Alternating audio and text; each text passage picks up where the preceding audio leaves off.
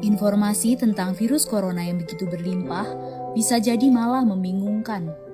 Maka dari itu, kita memerlukan protokol kesehatan yang alurnya jelas, sederhana, dan mudah dipahami.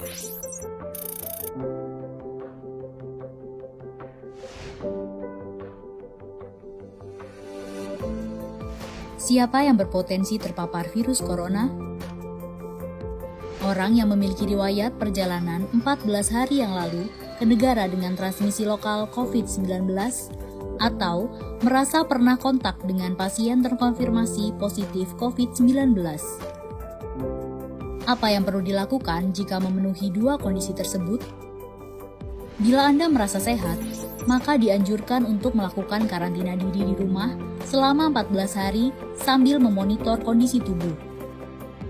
Bila Anda merasa tidak sehat atau timbul gejala, segera lapor ke petugas kesehatan atau hubungi hotline center Corona untuk mendapatkan rujukan pemeriksaan ke fasilitas layanan kesehatan. Gejala apa yang perlu diperhatikan? Demam melebihi 38 derajat Celcius, batuk atau pilek, sakit tenggorokan, sesak atau gangguan pernafasan. Apakah perlu langsung datang ke layanan kesehatan? Apabila gejalanya ringan, utamakan menghubungi hotline center Corona atau rumah sakit rujukan terdekat untuk mendapatkan informasi mengenai langkah selanjutnya. Sambil mencari informasi, ini yang perlu dilakukan. Tetap hindari keluar dari rumah, istirahat yang cukup, banyak minum air putih dan makan makanan bergizi, mempraktekkan kebiasaan bersih seperti cuci tangan, dan membersihkan area-area yang tersentuh permukaan tangan. Gunakan masker agar percikan dari batuk atau bersin tidak mengenai orang lain, bahkan di dalam rumah sekalipun. Kapan harus mencari bantuan medis tambahan? Bila gejala yang dirasakan cukup parah, misalnya sesak nafas berat, atau apabila Anda dalam klasifikasi kelompok rentan karena berusia lebih dari 60 tahun, memiliki penyakit kronis seperti diabetes, hipertensi, gangguan imun, ada riwayat sakit pernafasan, dan lainnya. Apa yang perlu dilakukan bila gejala berlanjut dan harus ke fasilitas kesehatan? Gunakan masker saat keluar rumah. Praktekkan etika batuk dan bersin yang benar dengan menutup dengan siku atau tisu. Hindari menggunakan transportasi publik. Bagaimana tahapan screening pasien di fasilitas pelayanan kesehatan?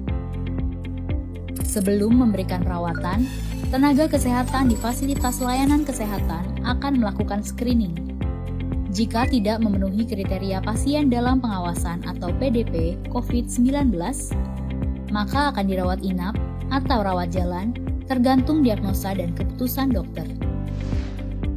Jika memenuhi kriteria pasien dalam pengawasan COVID-19, maka akan dirujuk ke salah satu rumah sakit rujukan, didampingi oleh tenaga kesehatan yang menggunakan alat pelindung diri atau APD.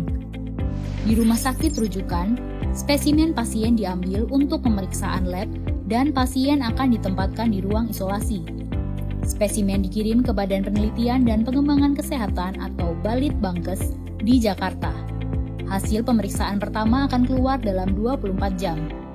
Jika hasilnya negatif, pasien akan dirawat sesuai dengan penyebab penyakit. Jika positif, maka pasien akan dinyatakan sebagai penderita COVID-19, diambil sampel setiap hari, dan baru akan keluar dari ruang isolasi jika pemeriksaan sampel 2 kali berturut-turut hasilnya negatif. Itulah informasi dan protokol kesehatan untuk masalah COVID-19 yang perlu diikuti oleh masyarakat. Sakit akibat virus corona dapat disembuhkan. Namun begitu, lebih baik mencegah dan tidak menularkan kepada mereka yang lebih rentan.